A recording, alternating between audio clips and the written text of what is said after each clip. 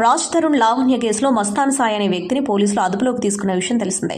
మస్తాన్ సాయి వలనే రాజ్ తరుణ్ తనకు దూరమయ్యాడని, నా ప్రైవేట్ వీడియోలతో పాటు ఎంతో మంది అమ్మాయిల ప్రైవేట్ వీడియోలను తీసి మస్తాన్ సాయి బ్లాక్మెయిల్ చేస్తున్నాడని లావణ్య పోలీసులకు కంప్లైంట్ ఇవ్వడంతో అతన్ని అరెస్ట్ చేశారు పోలీసులు. అతన్ని రిమాండ్కు తరలించగా కోర్టు 3 రోజుల కస్టడీకి అనుమతి ఇవ్వడంతో నార్సింగి పోలీసులు కస్టడీలోకి తీసుకుని విచారణ చేపట్టారు. ఇదిలా ఉంటే పోలీసుల విచారణలో సంచలన విషయాలు బయటపడ్డట్లు తెలుస్తోంది. మస్తాన్ సాయి అమ్మాయిల నగ్న వీడియోలే కాకుండా డ్రగ్స్ పార్టీలు కూడా చేసుకున్నట్లు బయటపడింది. వీకెండ్ పార్టీలలో మస్తాన్ సాయి ఇంట్లో జరిగే డ్రగ్స్ పార్టీలకు యువకులు పాల్గొన్న వీడియోలు వెలుగులోకి వచ్చాయి. ఈ కేసులో డ్రగ్స్ బయటపడడంతో నార్కోటిక్ పోలీసులు కూడా రంగంలోకి దిగినట్లు సమాచారం.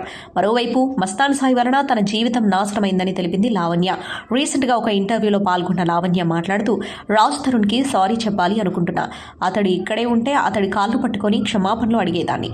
ఏ అమ్మాయికి కూడా ఇలాంటి పరిస్థితి రాకూడదు. నా లైఫ్ నాశనం అవ్వడానికి మస్తాన్ సాయి అతడి ఫ్యామిలీయే కారణం.